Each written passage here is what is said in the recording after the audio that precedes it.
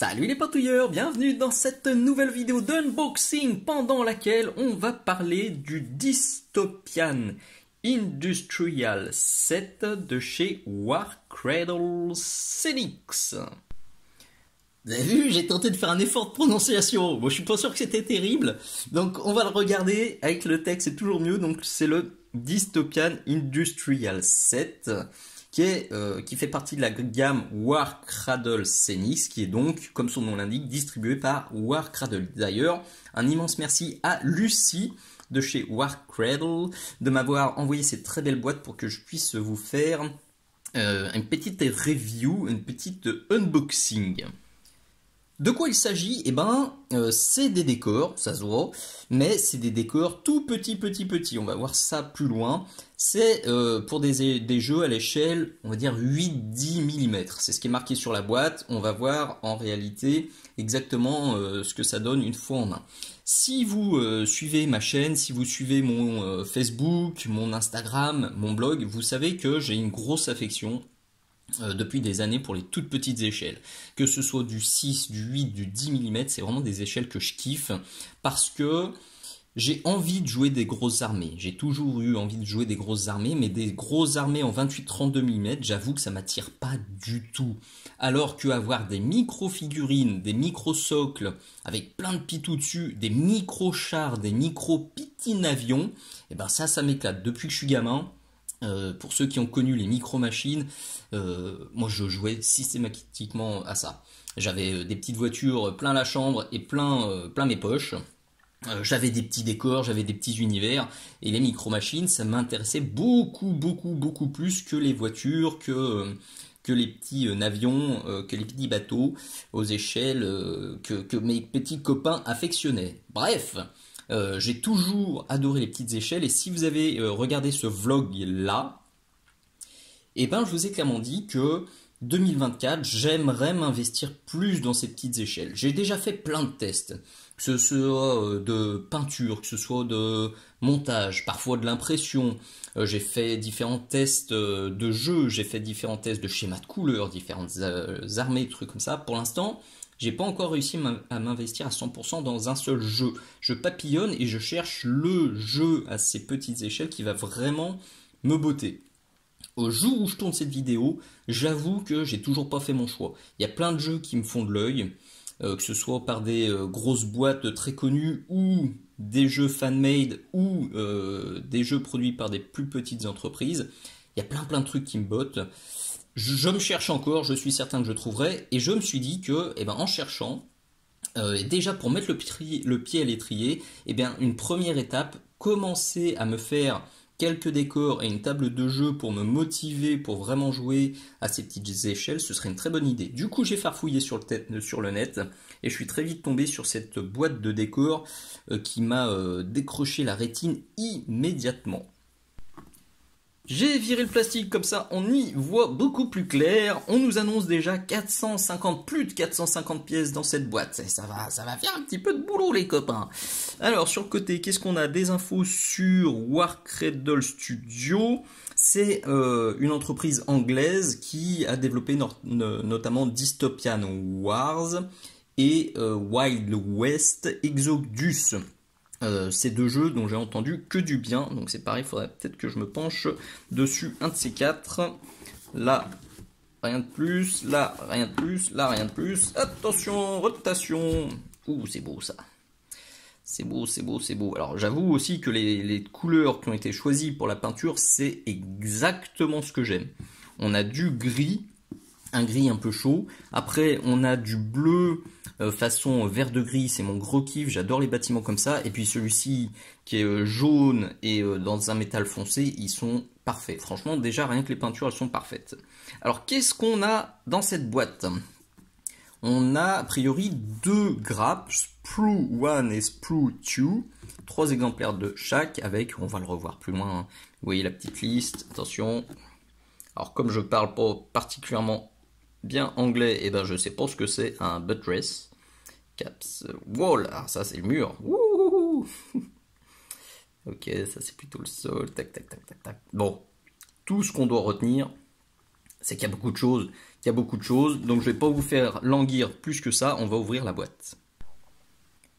Une fois qu'on a retiré le fourreau, on a une autre boîte dans la boîte. C'est sexy, hein. Franchement la finition elle est très très belle. Rien que le packaging est très beau. On commence bien, c'est super bien rangé, ça n'a pas bougé d'un cheveu, c'est parfaitement optimisé, c'est cool.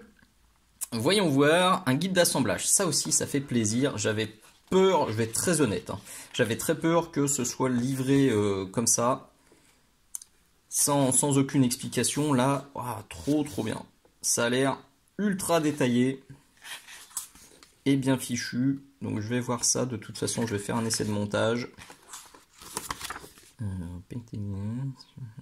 Ok.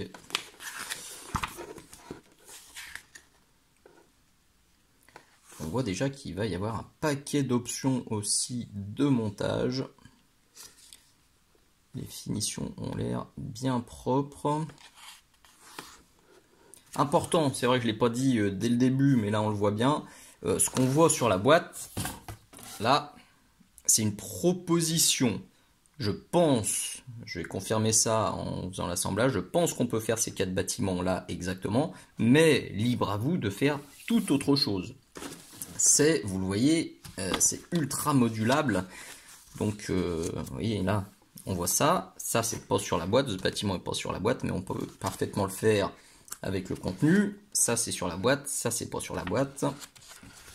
Donc, libre à vous de faire votre petite sauce. Je me doute que des petites boîtes comme ça, il m'en faudra peut-être 2, voire 3 si je suis ultra fifou, pour avoir une belle table bien pleine. Watch, ça c'est beau ça aussi. Et puis ça c'est tous les petits accessoires, des petites évacuations, des cheminées, bon je pense que c'est des cheminées du coup, des antennes, des petites tourelles, des petites grues. Ok, là parfait, c'est un 10 sur 10, c'est très joli, parfaitement fini, et ça a l'air ultra complet. Donc voyons maintenant les grappounettes. Et ben c'est un deuxième 10 sur 10 parce que j'ai jamais vu ça. Regardez comment c'est malin, ils ont mis des petits tétons comme ça, et les petits tétons ils servent vraiment à quelque chose, parce qu'ils viennent s'enquiller là-dedans, et du coup, et ben les grappes, elles bougent pas, et il y a un espace. Il y a un autre fabricant bien connu qui met des petits tétons comme ça à droite à gauche sur ses grappes, sauf que ça s'enquille pas dans d'autres. Donc les grappes pendant le transport, elles bougent et c'est la cata. Franchement, il ferait bien de s'inspirer de ça, parce que, alors je vais être très transparent, c'est pourquoi je dis ça, pourquoi j'insiste là-dessus. Parce que le mois dernier, j'ai reçu la dernière boîte de ce fameux fabricant qui a sorti un nouveau jeu en 6-8 mm. Ma boîte est arrivée totalement défoncée, mais vraiment, et ça m'a gonflé. Les figurines étaient pétées, les grappes étaient toutes râpées, vous savez, les grappes elles avaient frotté les unes contre les autres, donc il y a plein de petits détails qui avaient été râpés. Le bouquin était défoncé parce que les figurines qui se sont détachées pendant le transport, elles avaient défoncé le bouquin. Et ben voilà, c'était une boîte qui coûtait la peau des miches. Et le seul retour, il n'y a même pas eu de désolé, voilà, on s'est foiré sur ce coup-là, on vous présente toutes nos excuses. Non, non, oui, bah renvoyez-la nous et puis on vous en renverra une autre. Ah non, mais c'est de blague. Alors que la boîte, je l'attendais déjà depuis Noël dernier. Donc déjà, première boîte, il l'avait soi-disant perdue. Deuxième boîte, elle arrive défoncée, j'ai même pas d'excuses. Bref, ils m'ont un peu gonflé. Donc un énorme, vraiment immense bravo aux gars de chez Warcradle, parce que ça, c'est du respect du client et c'est une très très bonne idée. Et ça, au moins on sait qu'on va déballer et que ça sera pas défoncé. Donc bravo, bravo, respect. Alors on fera un zoom après. Je vais sortir l'autre grappe. C'est le même délire. C'est rien, oui. Parce que y en a d'autres, des fabricants qui mettent ces petits tenons, hein, sauf qu'ils mettent pas de l'autre côté ça, donc ça sert à rien. Les grappes, ça se déplace, ça protège mes fesses. Alors que là, topissime. Donc, 1, 2, 3 grappes de ce modèle-là, 1, 2, 3 grappes de ce modèle-là. On va se mettre sur le setup plus proche et voir ça plus en détail. On commence par la plus petite grappe, donc celle qui contient, on va dire, les petits cubes qui font 3,2 cm à peu près de côté.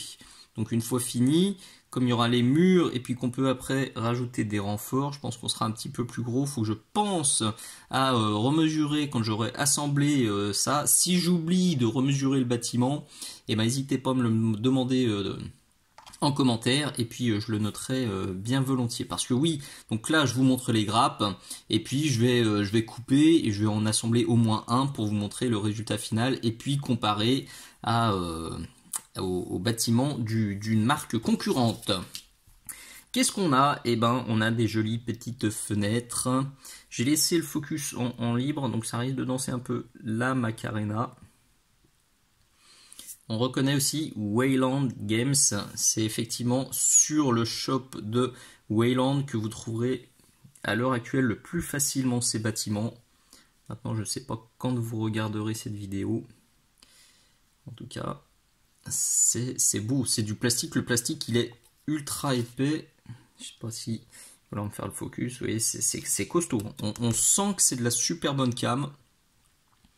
Et c'est malin parce que la grappe elle est exploitée à fond, vous voyez. Même les côtés là, c'est des pièces qui servent. Il y aura très peu de déchets au final.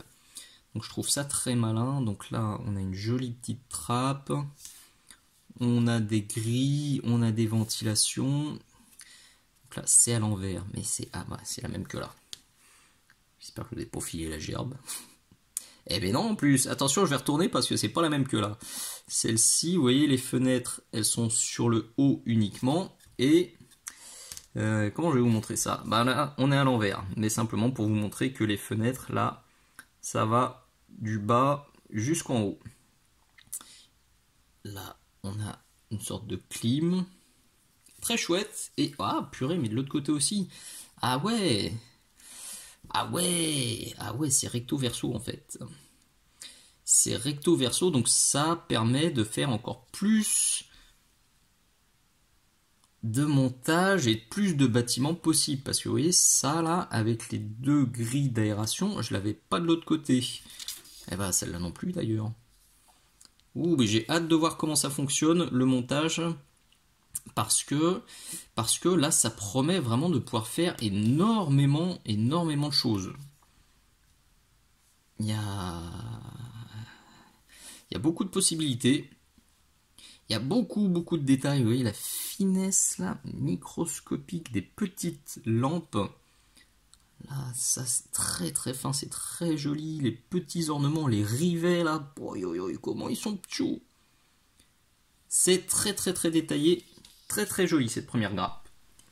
Et voilà la deuxième grappe, donc qui permet d'assembler les bâtiments plus, on va dire carrés. Et là, je me doute qu'on va être sur le double. Ouais, c'est ça, puisque logiquement, je me doute qu'une fois que tout ça sera assemblé, ce sera parfaitement compatible. Et je pense que ce carré-là représente finalement 4 des petits carrés qu'on avait précédemment. Comme ça, sur la table de jeu, on pourra faire ça, on pourra agencer à notre sauce pour que tout rentre parfaitement. Donc, sur chaque grappe, on en a 3, je vous le rappelle comme ça, et celle que je vous ai montré juste avant, on en avait 3. Donc on a un toit et 2 murs, c'est de nouveau recto verso. Par exemple, sur celui-ci, on a la porte, alors je suis de nouveau à l'envers, voilà. On a la porte, et de l'autre côté, on a plutôt un rendu de ventilation.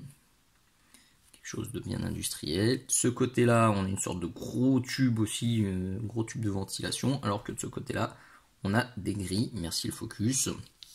Et après, on a moult petites bidouilleries.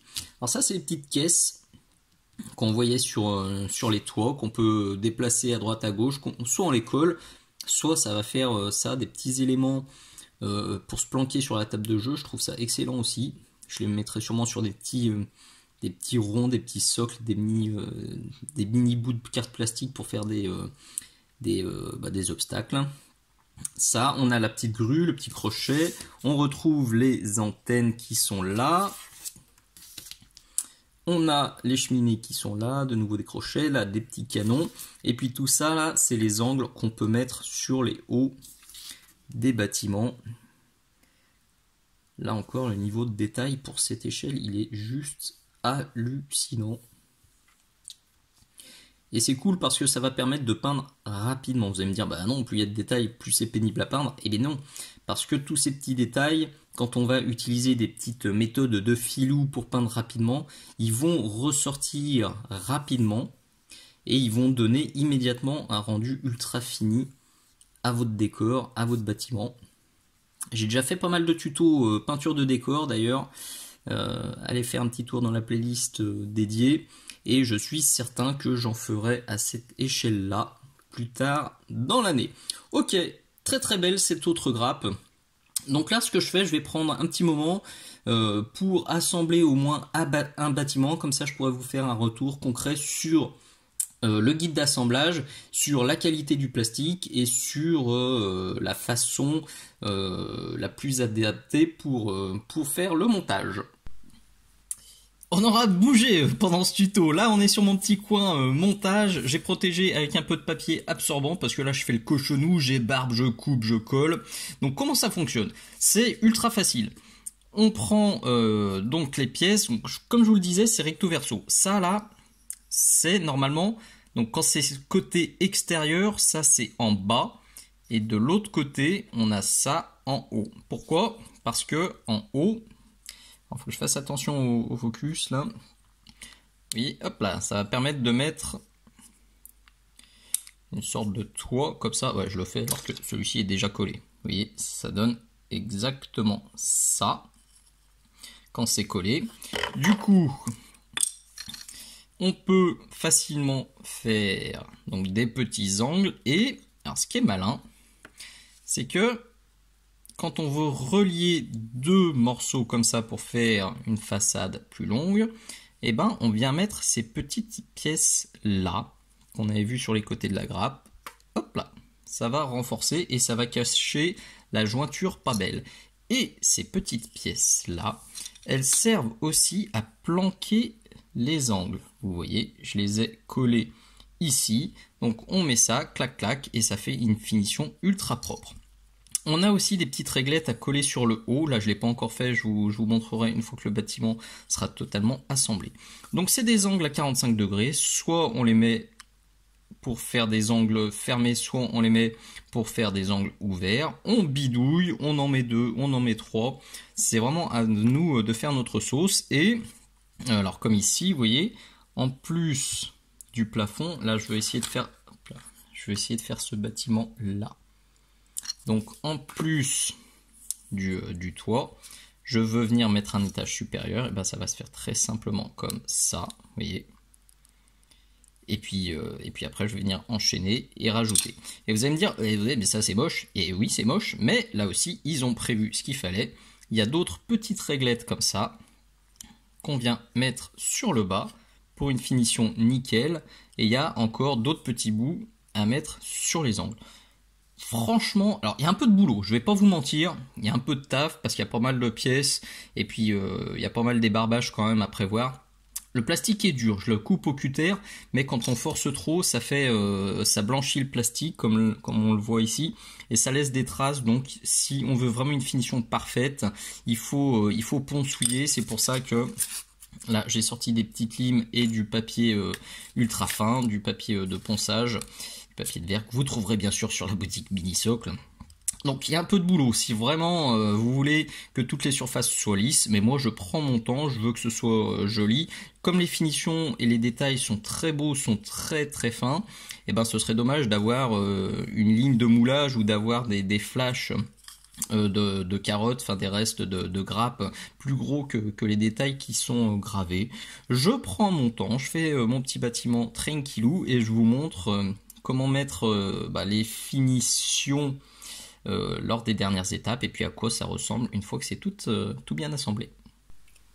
Ça a bien avancé, je fais juste un petit break pour apporter deux précisions. La première, c'est faites gaffe au toit, parce que les toits, ils se posent pas par-dessus les murs. Il faut vraiment les imbriquer dedans, donc faites pas 3 ou 4 murs en vous disant je vais poser le toit à la fin dessus et vogue la galère. Non, il faut bien prévoir l'insertion du toit. Vous en mettez 2 comme ça, vous mettez le toit et après vous finissez votre bâtiment. sur le principe, au pire, vous couperez les petites patounes de renfort, mais ce serait dommage. Donc pensez vraiment à vos toits là, mettez-les avant. De toute façon, avant d'assembler mon bâtiment, moi j'ai fait plein d'essais sans collage pour être sûr que je me faisais pas bananer, parce que je me connais, que chaque fois que j'assemble des bâtiments, en tout cas chaque fois que j'en ai fait à l'échelle 28 mm, je me suis fait avoir et j'ai dû décoller des trucs, voire casser des trucs parce que je les avais mal positionnés. Là je me suis pas fait avoir, j'ai l'impression que tout va bien. Donc ça c'était le premier avertissement. Et deuxième avertissement qui est plutôt une remarque, j'ai pas pu finir ce bâtiment avec une seule grappe. Il me manquait tout le bas, donc il me manquait 3 murs finalement, puisque j'ai vérifié sur la première grappe. Hop. En fait, on a 11 sections de murs. Et quand j'ai déjà fait ça, donc j'en avais déjà 4, 5, 6, 7, 8, 9, 10, 11, c'est ça. J'en avais déjà 11, donc il me manquait tout ce côté. Donc ça, eh ben, j'ai pris la même sur une autre grappe numéro 1. Et j'ai décidé de prendre un gros côté sur la grappe numéro 2, celle qui permet de faire le gros hangar industriel, le gros hangar cubique.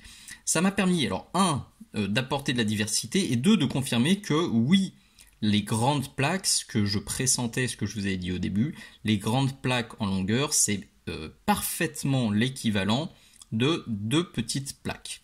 Du coup, tout cet étage du bas, je le répète, j'ai pas pu le faire avec la première grappe, j'ai dû taper dans les autres grappes. Ça m'a permis aussi de sortir ces autres pièces. Donc ça c'est la grappe du gros hangar, donc vous voyez le mur qui est là, enfin qui n'est plus là, et puis là il y a un autre mur, et il y a du coup ça là. Je me demandais à quoi ça servait, et en regardant bien, ça va permettre de faire les finitions sur le haut du bâtiment. Hop, je commence à en avoir beaucoup trop sur ce bureau. On le voit ici, vous voyez, ça va permettre de coller ici sur le haut, de faire les angles bien propres et d'avoir un truc, une petite corniche sur le haut de tous les bâtiments, une petite corniche fort sexy. Donc sur le haut, qui va permettre de cacher aussi là les carottes, et puis ces morceaux là où je suis allé un petit peu costaud, un petit peu comme un bourrin, ça me plaisait pas, mais du coup bah tant pis, enfin tant mieux, ça va être parfaitement caché. Ça rajoute encore un peu de boulot, parce que là j'ai toutes les corniches, enfin toutes les bordures à me mettre, plus toutes les corniches. En tout cas, ça se mérite. Le bâtiment est très beau, mais je le redis, ça se mérite, surtout quand on veut faire ça parfaitement. Je m'adose pour aujourd'hui. Je pense que j'ai passé à peu près 1 heure. Donc je coupe pour aujourd'hui, et puis je ferai les finitions demain, et je vous montrerai le résultat final, et puis je vous ferai une petite comparaison d'échelle avec des figurines, et puis avec des bâtiments d'une autre marque. Ultime précision ultra importante avant de passer au plan final et à la comparaison des échelles. Faites gaffe, il y a plusieurs trucs qui sont un peu piégeux, donc je préfère vous prévenir. Premier truc piégeux, c'est les réglettes là qu'on vient mettre sur le bas des bâtiments. Il y en a 2 qui sont différents. Donc il y a celle-ci, vous voyez, hop, on a l'escalier pour monter à la porte qui est sur la gauche, et on a celle-ci avec l'escalier qui permet de monter sur la droite. Donc faites gaffe, moi je les ai mis en plein milieu, je me suis dit ah c'est quoi ça, et en fait c'est l'escalier. Donc il a fallu le récupérer. Et d'ailleurs un truc assez piégeux, c'est que normalement, donc là, vous voyez il y a la petite baguette là avec les rivets qui est en haut, et puis en dessous on a les petites briques. Sauf que ça marche aussi très bien dans l'autre sens. On peut les assembler dans l'autre sens. Ça peut se faire sans souci. Sauf que moi, j'avais mis tout ça, toutes celles-ci, avec la barre métallique en haut. Et celle-ci, comme un boulet, je ne sais pas pourquoi, je l'ai mise dans l'autre sens. Et j'ai eu du bol de m'en rendre compte avant que la colle soit complètement sèche, parce que du coup, j'ai dû démonter. Donc choisissez votre sens, mais de toute façon, si vous voulez mettre les escaliers, vous n'avez pas le choix. Ça va faire vilain. Si vous mettez, je pense que ça va pas être très, très heureux si vous mettez des trucs, enfin des barres métalliques en haut et des barres métalliques en bas. Donc faites bien gaffe. Les corniches, on les voit installées ici. Le focus, là, je pense qu'il va me rendre dingue sur cette séquence. C'est pas grave, on va rester zen. Donc les corniches, vous voyez, hop, c'est encore très très simple à assembler. On en a deux, clac clac, qui font un angle comme ça. Et quand on a des sections droites, et ben on vient plutôt mettre comme ça. Et ça c'est chouette parce que ça permet de venir cacher, vous voyez, en haut, il y a quand même des... là c'est là où j'avais dégrappé, il y a quand même des traces qui sont assez nettes, parce que là j'ai pas encore mis les corniches, et ben sur le bas c'est parfaitement planqué, et c'est chouette. Du coup, on se retrouve avec des petits ronds là qui sont aménagés et dans lesquels vous allez pouvoir mettre les différentes options dont je vous ai parlé au début de la vidéo. Là, on peut mettre une petite antenne.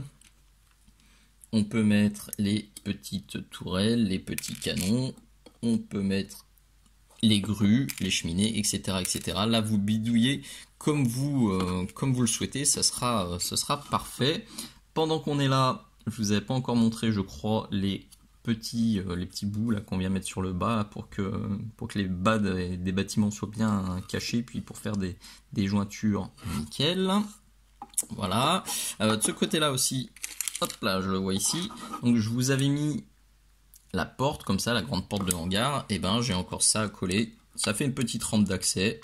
Ça fait très joli, puis ça évite le côté super rectiligne du bâtiment, ça va casser ça, et ça va être très chouette aussi à assembler.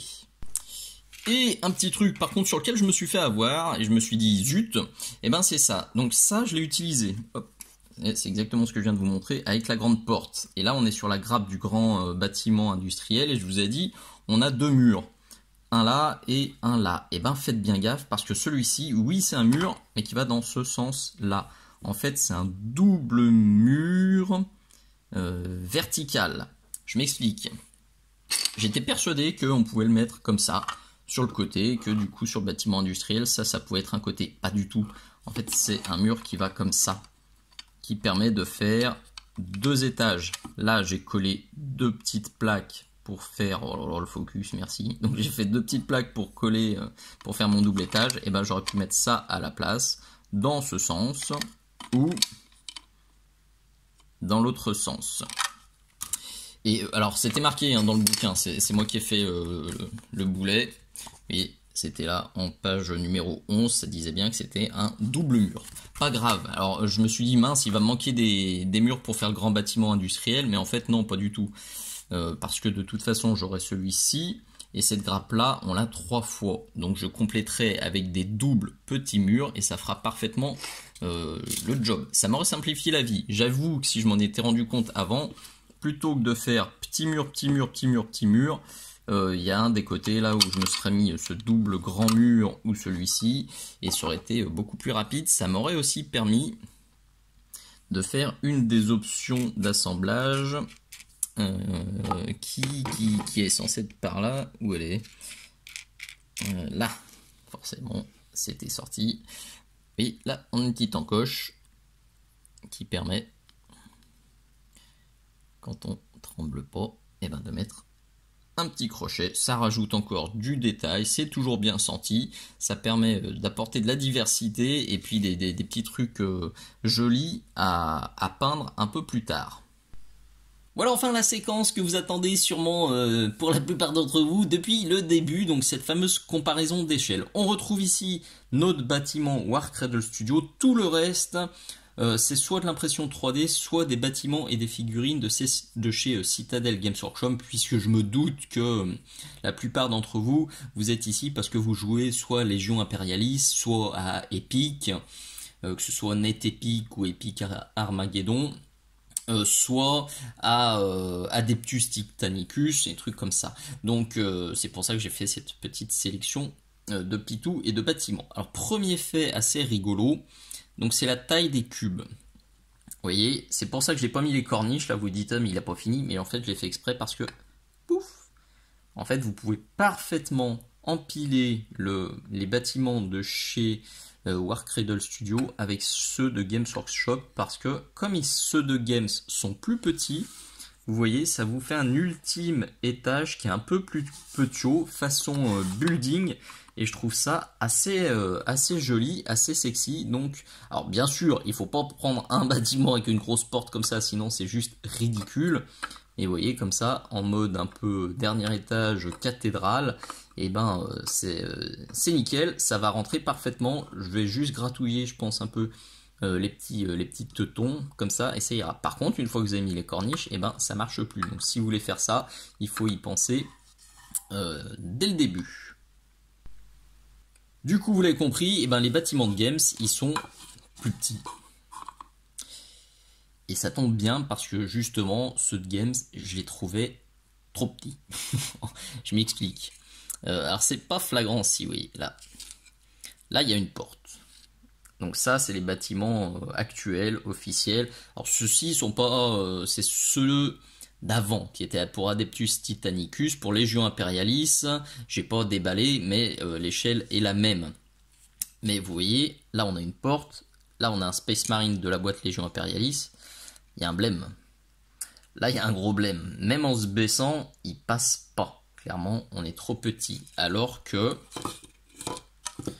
là, une porte sur le bâtiment de Warcradle Studio, notre Marines, et ben il remplit la porte. Et j'ai regardé chez moi, là juste la porte de mon atelier, j'imagine parfaitement un Space Marine qui va passer par la porte, il aura juste à se baisser et à se serrer et il va passer. Mais il va passer, alors que sur les bâtiments de chez Games, eh bien, il passera pas, il pètera la porte.